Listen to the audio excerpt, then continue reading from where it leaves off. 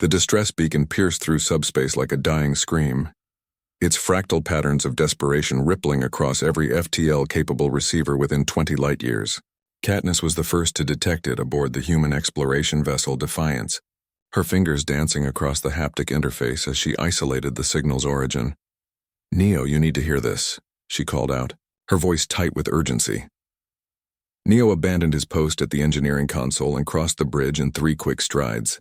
The translation matrix was already parsing the alien distress call, converting the ultrasonic frequencies into something their neural implants could comprehend. "This is Science Vessel Gentle Current of the Aquarii Collective. Our ship has been boarded by Kresh raiders. They are executing the crew one by one. If anyone receives this message, we are sorry to have existed so briefly in your universe," the message repeated, each iteration growing fainter as the transmission power waned. Katniss felt her jaw clench. She had encountered the Aquarii before. Peaceful aquatic beings whose entire civilization had never known warfare until they ventured into the stars. They were scientists, philosophers, artists. Their bodies were fragile, adapted for the crushing pressures of their ocean world but helpless in standard gravity environments against predators. "How far?" Neo asked, already moving toward the navigation station. 7 hours at maximum burn," Katniss replied, her fingers already plotting the intercept course. "But Neo, it's just the 2 of us. Command won't authorize a rescue mission for—" "I didn't ask about authorization," Neo interrupted, his dark eyes reflecting the cold fire that Katniss had learned to recognize in her fellow humans. It was the same look her ancestors must have worn when they faced down apex predators on Earth, with nothing but sharpened stones and spite. "I asked how far." Katniss smiled, a predator's smile. "Already locked in. Engaging fusion drive in 3, 2. The Defiance surged forward, its human-designed engines pushing past safety thresholds that would have terrified any other species. Humans built their ships like they built everything else, with the assumption that sometimes you needed to go faster, hit harder, and break the rules physics tried to impose. During the 7-hour burn, they prepared. Neo descended into the armory, a converted cargo bay that would have shocked their Galactic Council liaisons. Humans, they had been told repeatedly, were supposed to be explorers and diplomats now. They had left their warlike past behind. The Galactic Council had never quite understood that humans didn't see a contradiction between those 2 things.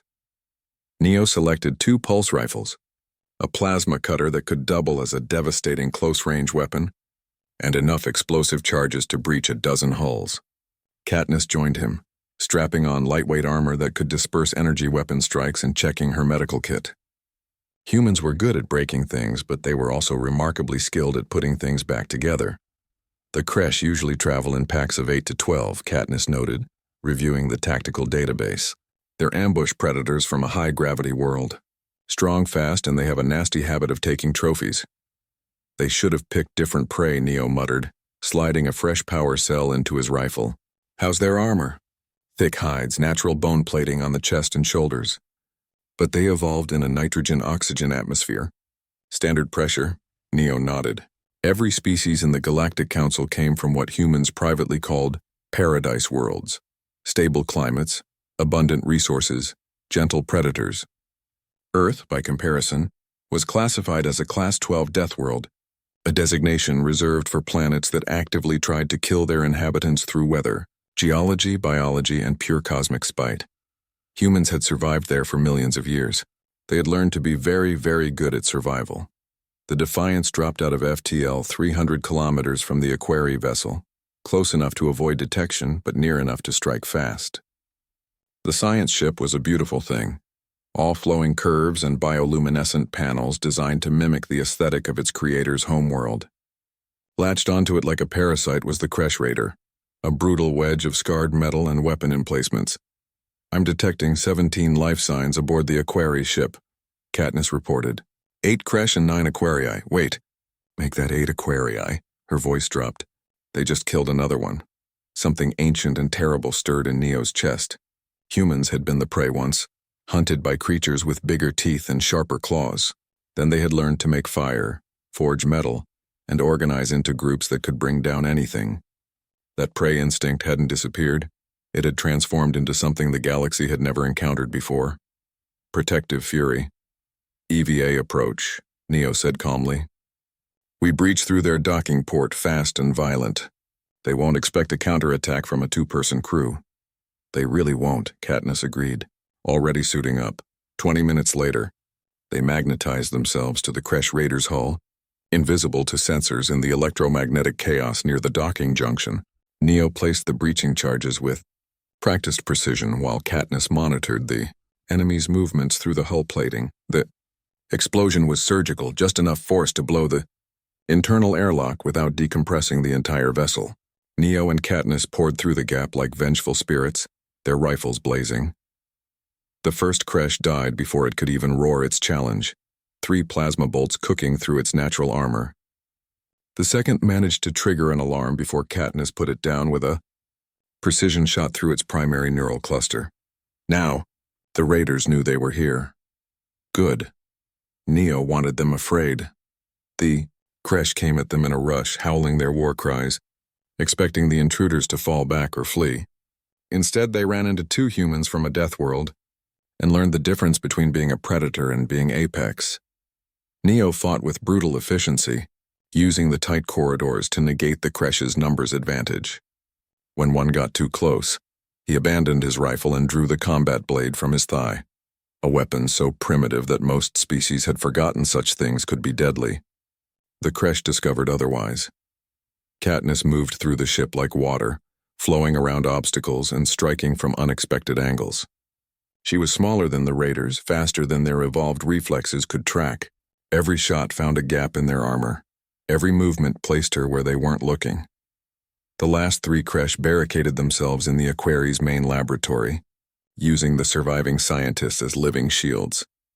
Through the viewport, Neo could see the hostages, luminescent beings floating in emergency life support tanks, their chromatophores pulsing with terror. We have biological weapons, the Kresh leader snarled through the translator. Surrender or we will. The plasma cutter made short work of the door's hinges. Neo kicked it inward, rolled through the opening, and came up firing. Katniss followed a split second later, her aim tracking independently. The fight lasted 4 seconds. Silence fell, broken only by the gentle bubbling of the Aquari tanks. One of the scientists activated their translation device. You came for us. 2 of you against their war party. This is... The words dissolved into patterns of bioluminescence that conveyed emotions humans were still learning to read. Why? Katniss checked each tank, ensuring the life support systems were stable. You sent an SOS, she said simply. On Earth we have a saying, no one fights alone. Neo secured the Kresh vessel and began piloting it alongside the science ship. We'll escort you to the nearest Galactic Council station. You'll be safe now. The Aquari scientist pulsed with confusion and gratitude. Our homeworld is so peaceful. We never developed concepts like warrior or soldier. We don't understand why you would risk your lives for strangers. Neo met Katniss's eyes across the laboratory. They both smiled. That unique human expression that could mean joy, triumph, or the promise of violence to those who threatened the innocent. Maybe that's something we can teach you, Katniss said. Earth wasn't peaceful. It made us hard, made us dangerous. But it also taught us that the strong protect the weak, and that no cry for help goes unanswered. She looked at the stars visible through the viewport, thinking of all the gentle species out there who had never known terror until they left their paradise worlds. The galaxy has predators, Neo added quietly, but now it has Deathworlders too, and we take protecting our friends very, very personally. The distress beacon finally went silent, its job complete, but across the sector other humans had heard it too. They were already burning toward the coordinates, ready to teach the universe what humanity had learned in its violent cradle, that sometimes the scariest thing in the darkness isn't the predator, it's the protector.